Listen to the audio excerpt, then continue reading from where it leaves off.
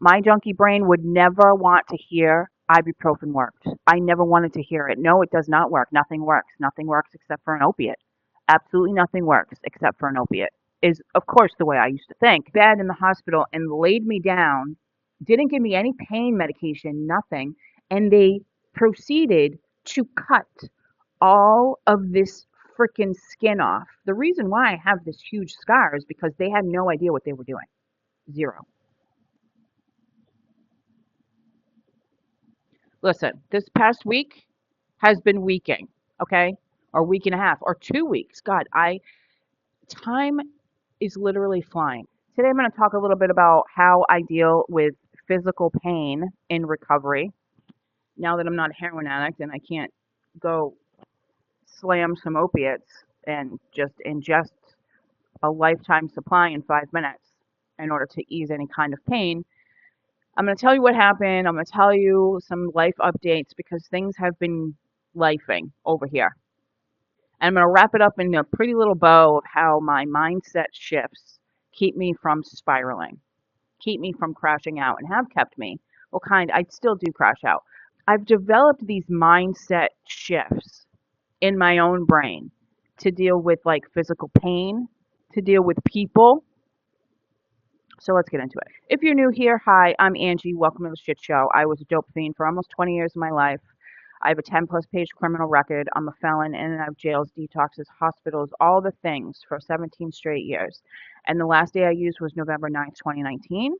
And I credit all of my success in this recovery thing and the fact that I literally never want to use. I can't remember the last time I had the thought of using anything, to changing my mindset and changing my thinking and retraining my brain. Because after years and years and years of active addiction and living that lifestyle, I trained my brain to think in a certain way. So it makes sense that in recovery, I had to retrain it to think in healthier recovery mindset shifting ways in order to reframe how life happens and how I ingest information. It just makes sense. And I truly think that if everybody did this and focused on their subconscious and retraining their brain, then there would be so much more success in the recovery space. So let's get into it. I never thought that I would be draining my own abscess and having cellulitis and a staph infection in my thumb with almost 6 years of recovery. But I mean, let's be honest. I've had dozens and dozens of infections all over my body. I've almost lost limbs. If you know my story, you know the situation. My body is covered in severe scarring from years of just neglecting myself and treating my body like a pincushion. And just dozens and dozens of life-threatening infections, staph infections, MRSA, cellulitis, all the things, skin grafts, flesh-eating bacteria, and none of it scared me. I can't. I gotta take this off. I gotta take this off. I'll give you a trigger warning. Trigger warning. Cover your eyes if you get grossed out. Well, actually, it looks way better. It looks so much better than it did. My whole hand was swollen. I think my fingernail's gonna fall off. Oh, it's so gross. So I have her brush that I brush her with pretty much every day. If we go to the beach in the morning, then I brush her after we get back from the beach. Hold on. It's just a hairbrush. It's just a hairbrush with like one side is like the smoothing side and the other side has the bristles. Well, one morning in particular, I was brushing her and the brush slipped and one of the bristles slipped underneath my thumbnail and cut the skin underneath my thumbnail. Now, first of all, name me. I sound like I'm like Spanish speaking, trying to speak in English. Tell me a more annoying place to have a cut because I'm pretty sure under the fingernail is the most annoying place to have a cut. It's like impossible to do anything. I was hitting it on things. I was like my refrigerator, my front door, everything. I couldn't like do the dishes or even wash my hair or like wash my face. I was constantly hitting it on things. But it was fine. Like of course there was some pain, but I was okay. It was fine. It was fine. But that wasn't it, right? Because I had been feeling like shit over the past like or like for the past month, I've been feeling like shit. And I've talked about it and how I'm in perimenopause and it's really been affecting me. And it's just like, it's a lot. So I messaged one of the doctors here that I usually go to see, and I said I wanted to get some blood work done. I wanted to have my thyroid checked, my iron checked. I wanted, you know, do all the things. Plus, I have hepatitis C, so I was wanting to get my liver enzymes checked. The next day, it was on a Friday, and this must have happened like 3 days prior. So 2 weeks ago on Friday, I went to the clinic to try, and I say try because literally I have no veins. So this was anxiety provoking to say the least, because I was fully expecting and prepared to try to get my blood work done and just leave a big fail. Because even when I'm in the States, they can't get blood drawn on me because my veins are all scar tissue and literally they're all gone. So on a Friday, I went to go get my blood work done. I was there for like 2 hours, and he poked me and stuck me probably a dozen times, a few times on each arm. The bruises, I had bruises for days. They literally just went away. But it took about 2 hours, and finally, he was able to get some blood out of my wrist, of all places. It was that night, Friday night, 2 weeks ago, I didn't sleep because this thumb situation was, when I tell you the pain, it felt like cellulitis. I've had cellulitis so many times from infections all over my body. I've had it a dozen or more times, cellulitis. I know what cellulitis feels like. When you're up and moving, there's probably no pain. When there's movement, right, in your body and your heart is pumping and your heart is active. But as soon as you are at a resting state, and a lot of times if it's the lower half of your body and you sit down, and if something is like below your heart level, it will throb. Like I've had cellulitis dozens of times, like in my legs and infections. And as soon as I would sit down and my heart would be at the same level and it wouldn't be like pumping as fast or pumping the blood, it would be instantaneous throbbing pain. So that's what this felt like. So I knew it was infected. I was like, what the fuck is happening? I didn't sleep. That's how the pain was so bad. I put pain relieving frequencies on my phone to try to help me sleep while I was like, 3, 4 o'clock in the morning laying awake with this freaking throbbing. Or maybe it was Saturday because I think it was a Sunday when I first went to the doctor 2 Sundays ago. And I didn't think he was open, but I messaged the doctor, the closest doctor, right down the street, which I knew was expensive and more money than the other doctor that I messaged for my blood work, but I digress. I mean, I had to see a doctor because that pain was unbearable. And like I didn't have any, I mean, I'm in recovery. It's not like I can just go, you know, find some dope or go to the pharmacy and get some methadone pills or do whatever and like just get high and deal with it. It was so swollen. My whole hand,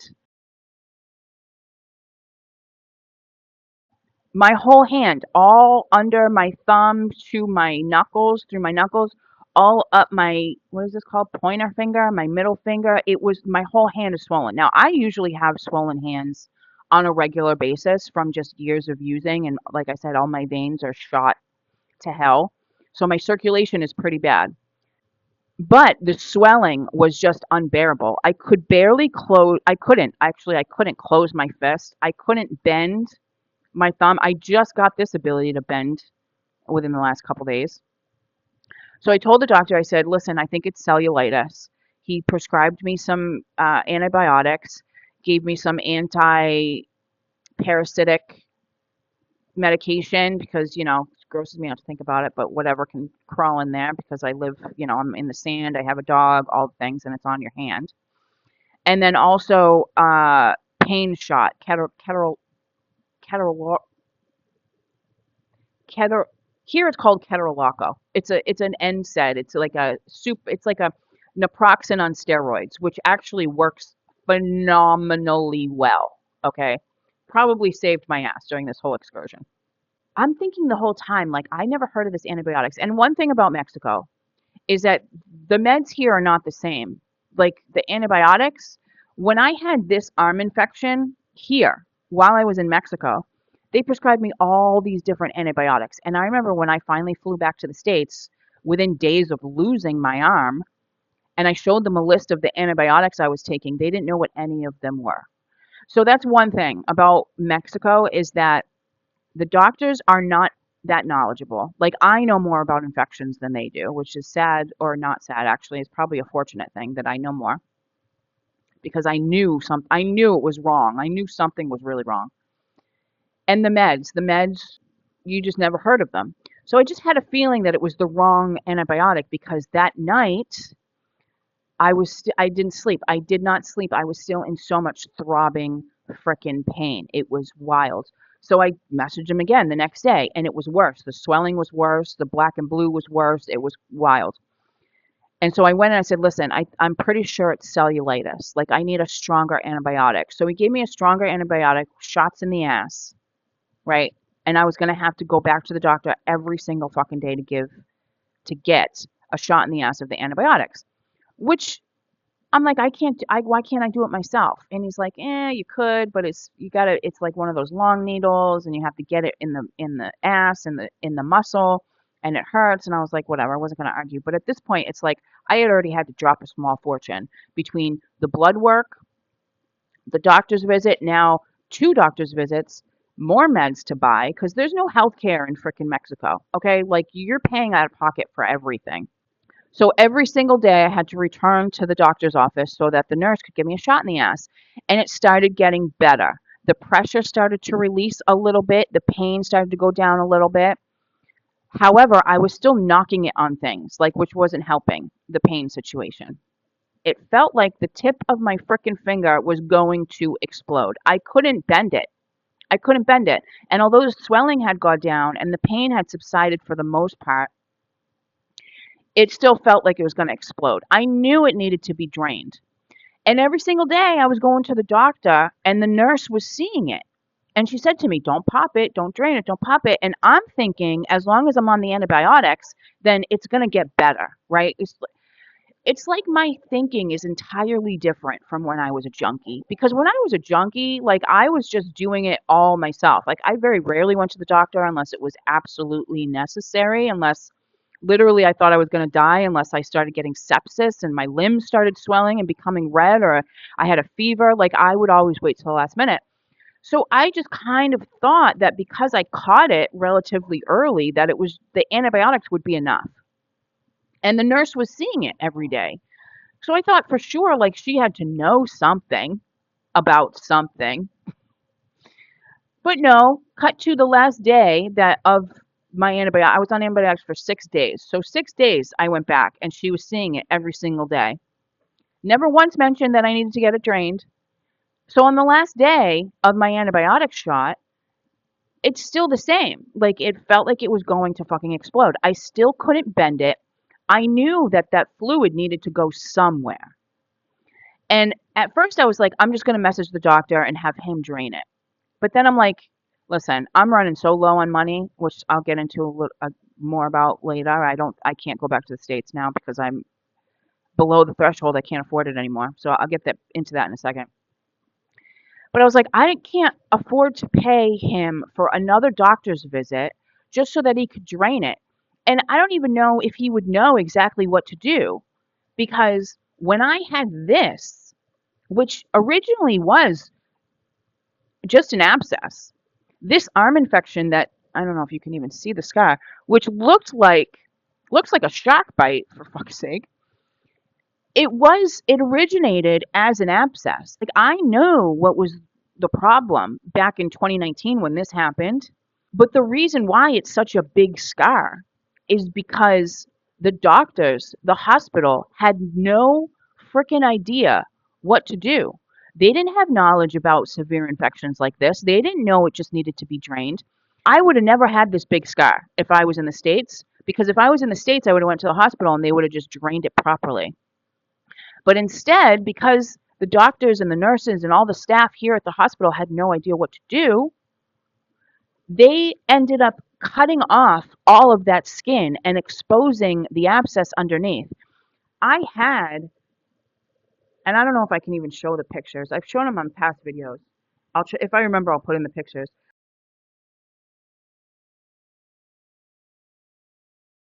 It was such a traumatic experience. When I went to the hospital back in 2019 with this infection here in Mexico, here on the island, I knew very little Spanish. I mean, I knew Spanish, but like not in a hospital environment, like a stressful environment. They were speaking so fast, I couldn't understand what they were saying. I was trying to tell them like there's an infection in the skin, in the arm, underneath. They sat me on like a bed in the hospital and laid me down, didn't give me any pain medication, nothing, and they proceeded to cut all of this freaking skin off. The reason why I have this huge scar is because they had no idea what they were doing. Zero. So I left the hospital with and now mind you, this is healed. So when it was open, it was probably a few more inches bigger. It was like my whole freaking arm almost. When in reality, all they needed to do was make a tiny incision and just drain the fluid out and get the fluid out and then stuff it with cotton so that it continued to drain. I knew this. I knew this back then. I knew this. So when it comes to this, I feel like this is all coming full circle, right? So when it comes to this, which is essentially just a mini form of the exact same infection, because all abscesses are the same, it's just an infection under the skin that needs to come out. I was like, listen, I'm not going to go to the doctor. I'm not going to pay more money that I don't really have so that he can tell me he doesn't even know what to do or he's going to butcher my freaking skin off. So I did it myself. I did a little at-home surgery and I drained it myself. And let me tell you, it's a million times fucking better. It's so much better. But that was just like the super long version of this story. But honestly, having this made me think a lot about how I used to live in pain all of the time. I was always having some sort of infection on my body when I was a junkie. I always had multiple at a time on my legs. I would go to work waiting tables, limping around, lying, saying that I sprained my ankle because I needed that money so badly to cop. I would go to work and think that I just had great work ethic because I was showing up anyways, even though like even though I had abscesses and severe infections on my body. And then with the whole getting my blood drawn, I mean, he stuck me a good dozen times. And I was sore after that. Like I was sore. My arms were sore. I had bruising. I was sore. And it reminded me of how much I used to be sore all the time because I would stick myself hundreds of times. Like I would buy these boxes of needles. Back in Boston, I remember when it became legal to sell them and to physically buy needles in a pharmacy because it was always a pain in the butt to get to the needle exchange because they only operated during certain hours and certain days. And my apartment was always full of huge, large trash bags of used needles. So I would go to the pharmacy, and I don't know if they were allowed to do this back then, but they would sell me a whole box because I would literally be in there every day buying the bags, the 10 packs, and I would go through a 10 pack in an hour. I mean, I'm being so freaking for real. So I would stick myself a lot and just be sore, so sore from hitting cartilage and hitting nerves and just being sore in my joints and my feeling it in my bones. And I used to live like that all the time. And that was being on dope all the time too, in pain all the time. So being in pain, physical pain, I mean, let's be real. Being in physical pain for me has come to a mindset thing. This is the first incredibly painful thing I've had to endure, I think, in recovery. I don't think I don't, because listen, I know not all pain is the same. This was severe fucking pain. Ibuprofen worked. I never wanted to hear it. No, it does not work. Nothing works. Nothing works except for an opiate. Absolutely nothing works except for an opiate, is of course the way I used to think. Once I let go of that junkie thinking and changed my mindset over the past several years, pain feels different to me now. The way I deal with pain today is kind of a mindset shift because I think of it in a way where I'm like, you know what? It's not going to kill me. This isn't a life or death freaking situation, and I'm taking care of it, and it's temporary. And guess what? Ibuprofen works. Non-steroidal anti-inflammatory drugs, they work. Ibuprofen, naproxen. What I used for this was here it's called ketorolaco. I think in the States it's ketorolac. But I don't even know why they don't use it as much in the States because it's like it's got opiate pain killing properties, but it's not an opiate whatsoever. It's an NSAID, similar to Advil, but it's like naproxen on steroids. And it works. It freaking works. My junkie brain, if somebody offered me ibuprofen, I would be like, it doesn't work, it doesn't work, it doesn't work, it doesn't work, it doesn't work, it doesn't work. But I promise you, opiates are not the only thing that work with pain. Trust me. I came to the sad realization over the past couple weeks that I no longer have the money to go back to the States. I can't afford to go back to the States. I figure because this whole blood draw situation, thumb situation, had to pay for doctors, had to pay for medications, and just life. I just don't have the money anymore.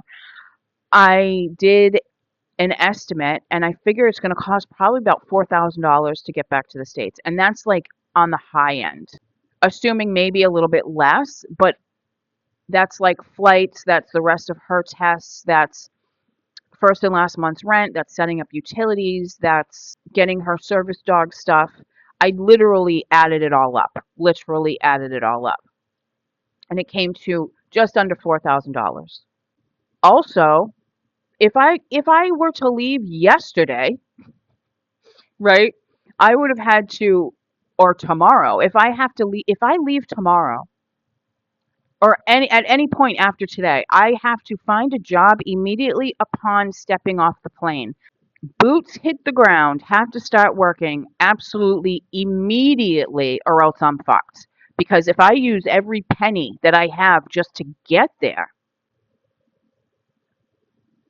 then what I don't know how that's possible.